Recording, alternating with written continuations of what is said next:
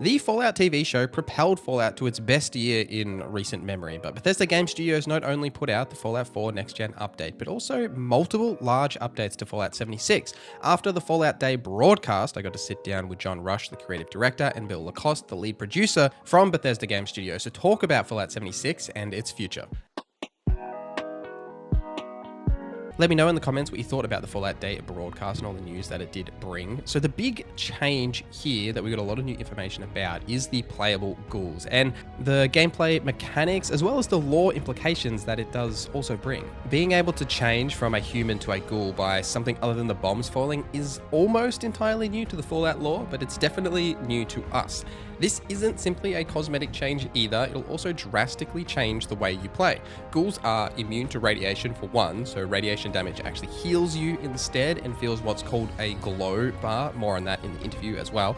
There's no hunger or thirst, instead you have a feral meter. This will need to be managed as it gives positive and negative effects based on how feral you are. There's also new HUD elements to reflect these changes, like removing the hunger and thirst at the feral meter, also the way radiation is represented. There's a ton of new perk cards. Now, during my interview, John mentioned that there is 30 new perk cards and gave several examples for ones that we didn't actually get to see in the broadcast. So without further ado, let's jump into that interview. And I do highly recommend you do watch the Fallout Day broadcast as well as like a companion piece to this, because I will be covering things in that interview that I haven't directly spoken about here, like the Gleaming Depths raid, the new camp pets, as well as the upcoming fishing mechanic that was teased in the broadcast. But let's get into it. Very honored to sit down with you, John Rush, the creative director, and Bill LaCoste, the lead producer from Bethesda Game Studios, to talk about the Fallout Day broadcast that we just watched. So thank you both for joining me. And I'm curious to know what time it is, you guys, first. It is 4:30.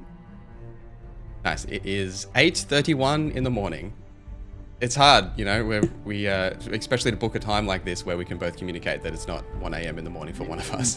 So starting off with the first question for you guys, we saw a beautiful graphic throughout the Fallout Day broadcast that showed all the updates that Fallout 76 has received since launch, and it really puts in perspective that the journey the game has been through. I was wondering for you both, what is your favorite update? What's resonated with each of you? Starting with John. Sure. So I'll go back a little further and kind of touch on the initial launch of 76, right? I'd always felt that I'd always looked at that as kind of like chapter one in the story of Appalachia, right? And so there's kind of a poetic element to coming out of a vault and seeing like nobody really. There's nobody there, nobody physically there, right? Getting acclimated to that, getting used to the main character of the game. I've always said that's Appalachia, accustomed to Appalachia. I would say my favorite update would probably be Wastelanders, or what I view as the next chapter in that story, where people from, if this is the map, people from outside, you know, start to want to come and back to West Virginia for whatever reason, and you start putting faces to names, or perhaps new names and faces altogether. So that update to me really kind of changed the whole pacing of the game, or how we interact with Appalachia. Gave us storytellers more tools to play with, or wider variety, color of crayons, or whatever metaphor we want to use. But I'll go with Wastelanders. Bill? Yeah, so I share a lot of the same thoughts that John has. You know, I do have some of the more fun and updates that I really enjoy, like Invaders from Beyond, Still Rain, Still Dawn, and obviously the most recent Skyline Valley, have been really good updates. But it really does start with Wastelanders for me, being the primary one, because as John said, it really just kind of set the stage for all of our future updates at that point, having NPCs and a little bit more life coming into the region, really kind of set us up to be where we are now. So, yeah. Absolutely. Wastelanders was one of my favorite updates. It was definitely when I became more addicted to the game, but Still Rain for me is my favorite.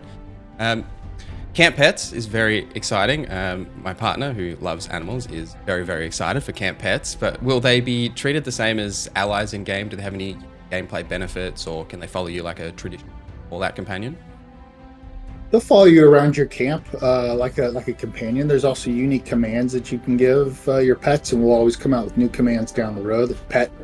Can pet your pet, which is a good one. They'll also occasionally bring some stuff back to you. They'll go out and fetch some things. Another unique aspect to the camp pets that kind of differentiates them from allies a bit more is that we have this camp pet furniture, right? So for instance, if you get a cat, and you can place a cat scratch post in your camp, and anytime the cat kind of walks by the scratch post, it'll stop and start doing the scratching. So there's any number of those that we could come up with, any number of those that you could place in your camp to really give it more life, give your pets more character. With the release of the Fallout TV show, you guys released some themed builds for the main characters from the show. Now with playable ghouls coming to Fallout 76, which of the new ghoul perks do you think the ghoul have in their perk loadout? What do you think, Bill? I could start, man. Faulty spots per one, because you'll basically get a 30% increase in damage to weak points, which is a really good deal for you.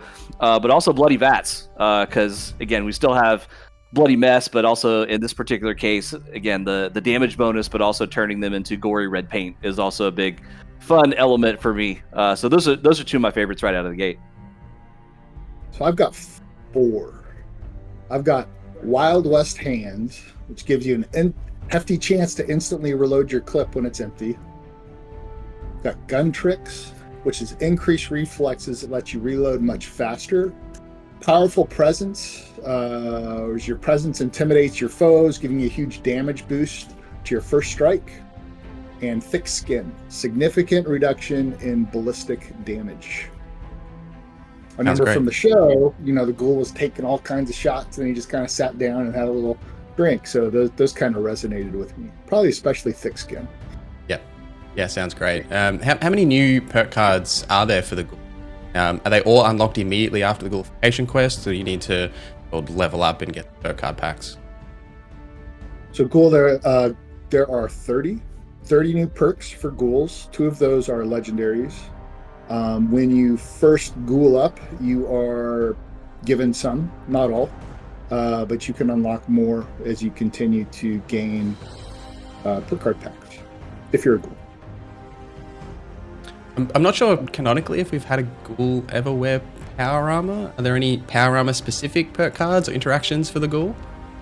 You could wear power armor as a ghoul. However, remember, one of the big benefits of being a ghoul is that radiation doesn't hurt you, right? You actually benefit from taking it in.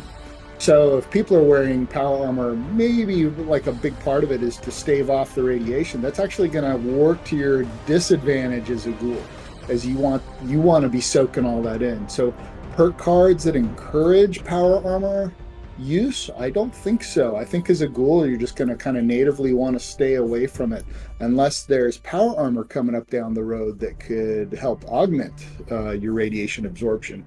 Maybe not. I don't know. Far be it from me to say. Awesome. Besides losing your nose, are there any unique facial customization for the ghoul? Yeah, so the ghoul customization is going to be pretty robust. It will be at least as robust as what our human customization is. We're going to fit as much in as we can, so we'll have different skin textures, right? Like the ghoul from the show was kind of more relatively smooth skin compared to like ghouls from Fallout 4, which were a bit further gone, right? We'll have skin tones, eye colors, we'll have wigs. We'll have, you'll be able to move the faces around just like the human characters to sort of sculpt a look of your own. We're going to have unique tattoos, face overlays. This goes on and on. People will be able to make whatever kind of ghoul they want. It's going to be really, really neat. Yeah, awesome. As a ghoul, will ghoul enemies avoid attacking you or interact with you in ways? Not usually. Sometimes, but not usually. You'll have to find out. I love the tease. Fantastic. As they won't, obviously, as you mentioned in the broadcast as well, they won't need hunger and thirst. They'll have the new feral meter, and RADS is treated differently for a ghoul as well. Will ghoul players have a different HUD to display the different meters and everything? Yeah, it's a little bit different because you'll have, again, the HP bar being kind of represented to where it fills up because kind of like the inverse of radiation. So as you know, the radiation bar would go red and go all the way down to the end. Now it's actually going to fill up, and then as you get more and more added to it, it's going to fill up green on that side, and that's what we call glow. And then there'll be a number of perk cards that you can also assign that allows you to use that glow to enhance some sort of damage ability or actually special buff there. And then we also have the feral meter as well, which is kind of like in place of hunger and thirst. Kind of reduces it the same rates, but we also have cards that will also reduce the rate at which that decays as well. We also have cards that make being feral even better. Because when you're fully feral, there's stuff that you get penalties, right? Lower hit points, lower AP, really crappy aim with guns, but your hand-to-hand damage goes through the roof. Like you turn into a real lethal DPS scrapper. So there are cards to help you with that even more than the effect itself. Can you expand a little on the negative effects of that feral meter as well? Like, say if you do have that maxed out, like what are the negative that you can expect to get? Let me think off the top of my head. I think if you have it maxed out, your aim is like 300% worse or something like that. Your hit point max pool is significantly reduced, as is your AP. I feel like I'm forgetting one thing, but you get the picture. But you get a huge boost to your hand-to-hand. So it's definitely going to cater to a specific play style, or maybe even play styles of that, depending on how people want to spec out and gear up. Yeah, cool. So mostly for melee characters or players. If you want to max out that feral meter, is there any benefits for ranged players? If maybe not even fully max out the feral meter, but to a certain point? Maybe for those creative with putting together various specs. I'm actually kind of curious to see what people do with that. I'm anxious to see, just like you. Yeah, I absolutely am. Especially new build variations, like bloody builds is one of the most common endgame builds. It's never been personally my favorite. I'm a Junkies fan. But will there be new legendary armor or weapon mods tailored explicitly towards the Ghoul players? Explicitly towards? I wouldn't say explicitly. I'd say that there's some that's applicable to ghouls and humans, but perhaps certain playstyles of ghouls would take advantage of it much more than certain playstyles of humans. Like I said, our players, they figure out so much to do with these tools that we give them. I can speculate and take a best guess as could everybody over here, but our players always amaze us. There is plenty of FEV lying around Appalachia, as we do see a lot of super hanging around. Have there been any other thoughts to any other playable races or nations coming to 76? Kind of. We had actually talked about playable ghouls for a while, and we never wanted to just put them in just for the sake of, hey, now you look like a ghoul. We wanted to make it a really meaningful gameplay decision that someone could make to tailor how they want to experience that in-game content. So looking at player feedback, right, really paying attention to kind of the larger beats, we could see that players really wanted kind of a more robust in-game experience, more challenging, better rewards, which is where the 4-star legendaries come in.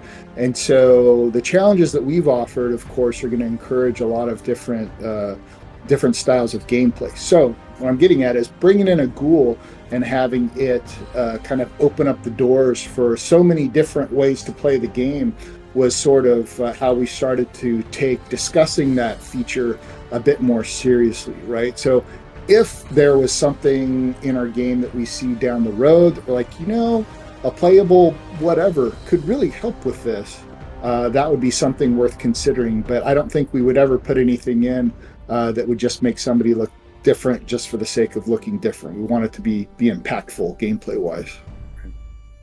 Yeah, fantastic. I love that. I just wanted to loop back to something that you said, Bill, about glow. And so is that how the rads will be represented for the ghoul? And you said that it'll be a green bar on the health. Is that right? Yeah. So as you continue to take on more rads, that bar starts to fill up again. Okay. So that's how you can see how much glow you have. And is that like in the Fallout Day broadcast we saw the ghoul players glowing in green? Is that to indicate that they're glowing? I don't know if there was actually a correlation between the bar and the character. John, do you know? That may have been a specific effect that went off. Yeah, may have just been coincidence. Yeah, all good. My favorite part of the broadcast was the puppets. You've got it here. No. No? Would you like to meet the puppet in person? Oh, I'd love to. Here he is. Oh, fantastic. You got the sound effects as well. Did you do those sound effects? You know, it's funny. So we bought this to mock up the boss fight, right, for Gleaming Depths. It was so much easier to do this at a table with little action figures and smashing them together and having the snake eat them and throw them across the room. Just record it on the phone. This kind of became sort of a mascot for the update. So that the team that's been literally just working their ass off on this feature to make sure it's just right. We got them all their own snake puppets in some folks that have been testing as well. So I'm sure that the company that makes these is wondering why they've all of a sudden sold 15, probably setting a record for amount of sales in a year or whatever. But yeah, they're all over here. We've got a whole nest of snake puppets. Fantastic. Yeah. What other puppets do you have, John? The original. Though. The original? Yeah, Okay. Yeah, Sorry, what other puppets do you have, and can we expect to see any more in the game in the future? None at the moment. However, if the opportunity arises and it looks like we'll benefit from more puppetry, I'm glad to take up the mantle. There's actually, this is Austin, so Austin's got some weird stuff. I actually know where there's a puppet store not too far from here where I can choose from a wide variety of different creatures. So I'm set for whatever we want to do. I'm ready to go. I love that. Last one for you both. I'm really fishing for information here, but John, you teased the new exciting feature in the broadcast. What sort of irradiated fish or other species could we expect to see in the game?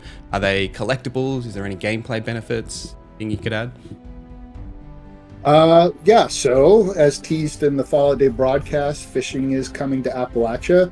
Wherever you can, reach down and drink some water, you can fish there too. So looking at the map, picturing all the possibilities, there's a lot of places to fish and explore and experiment to see what unique types of fish that you can pull from those different regions and different bodies of water.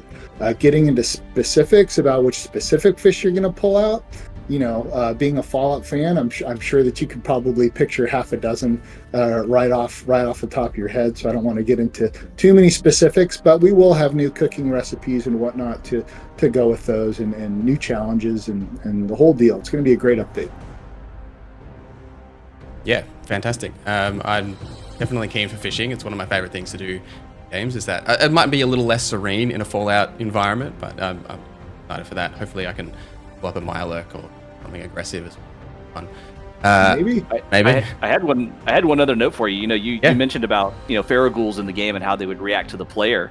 One other element of this too is that there's going to be other factions in the game that are now hostile to your player because you are a ghoul, and so. Enclave, the Brotherhood of Steel, for example, will be a couple of those factions. But search around and you may find some creative and unique ways to be able to bypass some of that and still get around them. Yeah, I was interested in that as well. Is there anything that you can sort of expand on there? Maybe, or a Farshnart mask, even something to hide the look? Mute Bill, quick. Perfect. Thank you guys for your time. I appreciate you taking the time out of your end of your day. But that's all the questions I had.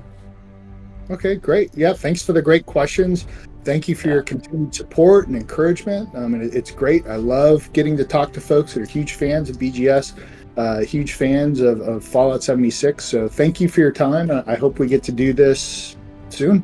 Yeah, absolutely. And thank you again for celebrating Fallout Day with us. We celebrate this every year, of course, and we enjoy it, getting on streams and watching all the players and how they interact on Fallout Day. And it's really amazing. Fantastic. Thank you, guys.